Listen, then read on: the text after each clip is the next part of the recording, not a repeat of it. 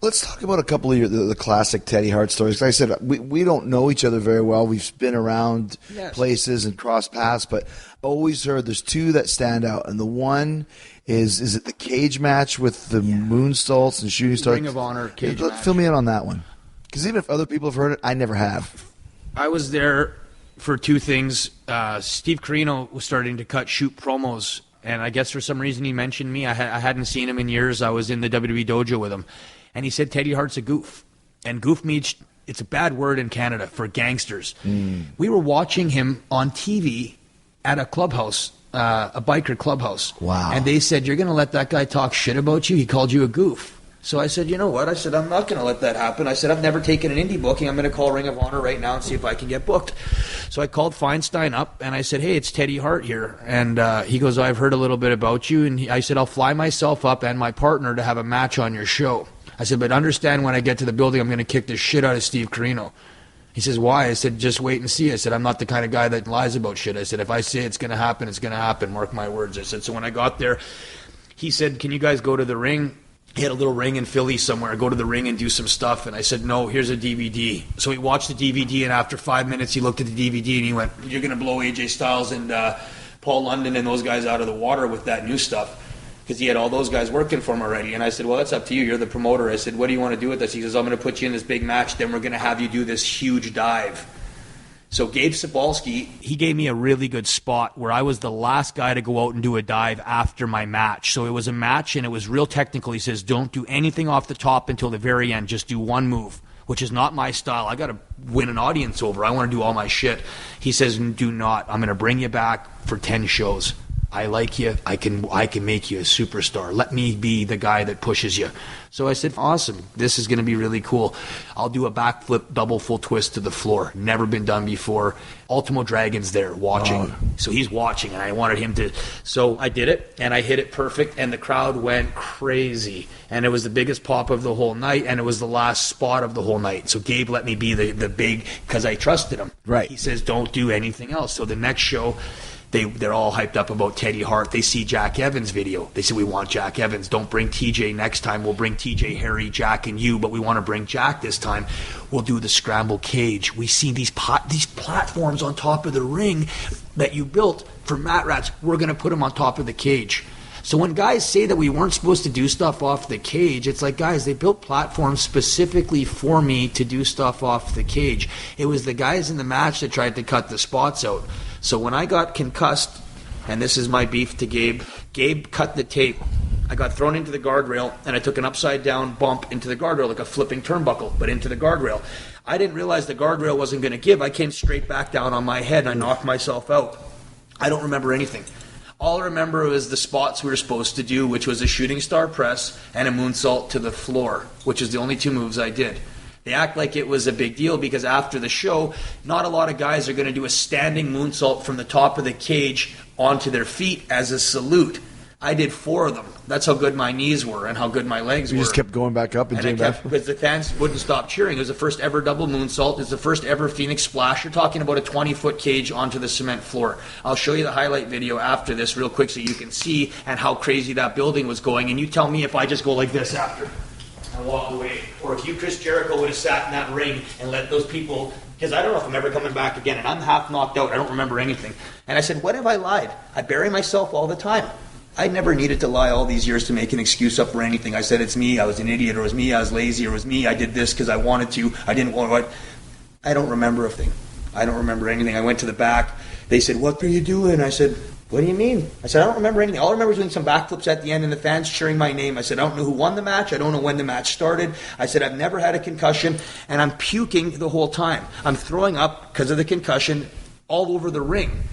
So that was that with Rob. The Ring of Honor incident was simply Samoa Joe, AJ Styles, CM Punk, Christopher Daniels. Bryan Danielson wasn't that mad about it, but he was brought in on the group. They all made a little group, and they said, we won't work a promotion if they book Teddy Hart. We won't do this. CM Punk tries to go on and like, there's no conspiracy against Teddy Hart. No one cared about him. No, I said, I was a better wrestler than you were. There's no way, shape, or form that you could make his CM Punk argument. I'll go back in time any time and say, you put Teddy Hart on a piece of paper and CM Punk on a piece of paper, and you tell me who makes more money for WWE. Yet CM Punk is considered one of the top grossing guys in the history of the business.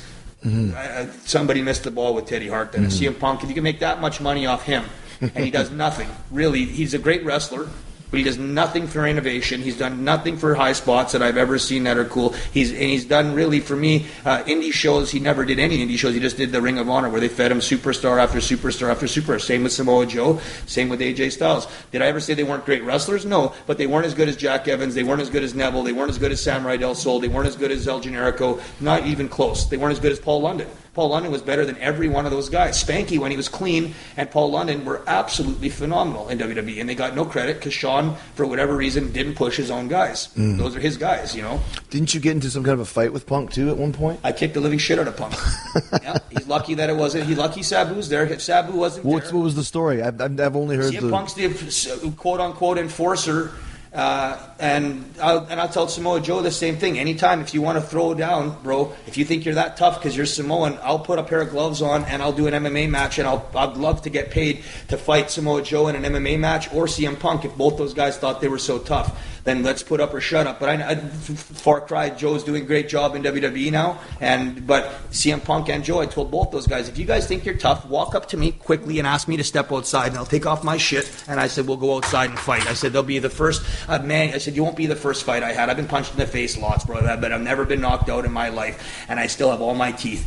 So I said, do not say a word. I said, you're a pussy. Pull aparts is what you want. You want the big schmoz where you're going, you, and guys are grabbing you. I said, don't say a word, walk outside. Don't say a word. Because you can see him trying to make the stand in the restaurant and hoping some people see it so he can go. And I smiled at him. You don't smile at me. I said, if it's like that, don't say a word, walk outside. So I took off my shit, shook his hand, he slapped me across the face. Before he could put his hand down, because I'm pretty fast, and I train a lot of cops, I punched him in the face twice, and his instincts are to go for a double leg. If you're good, Kurt Angle showed me this. He's demonstrating the moves that he's using here. Double leg. First thing you do low is spin through and hook the guy's nose. So Sabu saw me grab CM Punk like that, and that was the end of the fight. It took 3 shots, so it was like a slap like this, and then boom, boom. And then he tried to go for a double leg, and he was already like this. And that was the end of the fight. I was going to rip CM Punk's nose off his face. Because it's a street fight. I'm a 185-pound guy. I'm in sandals and a bunch of jewelry and pajamas. If I don't make a statement, a real drastic one, when you call me out to fight, you know how many guys I'm going to have try to call me out to fight in the wrestling business? Right, sure. A lot. So my dad always said, if you're going to fight, run. If they corner you, climb the wall. But if you can't get out of the situation, rip the guy's nose off his head or rip the guy's eyes out of his head because you have no choice.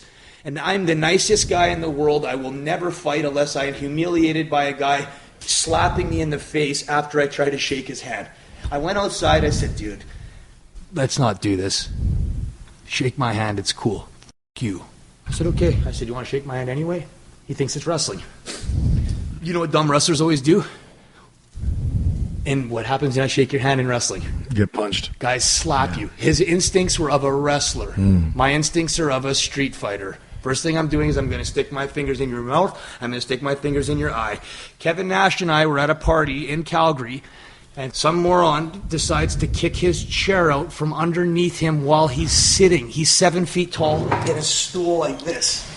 So they kick the chair out. Nash catches his balance, falls on top of the guy, and the guy and him start fighting. Nash does one move. And you hear the guy go, ah! Finger to the eye. Finger to the eye, and now you can hear Kevin Nash. The guy then tries to grab Kevin Nash's balls. Nash says, who do you think's going to pop first? My balls or your eye socket?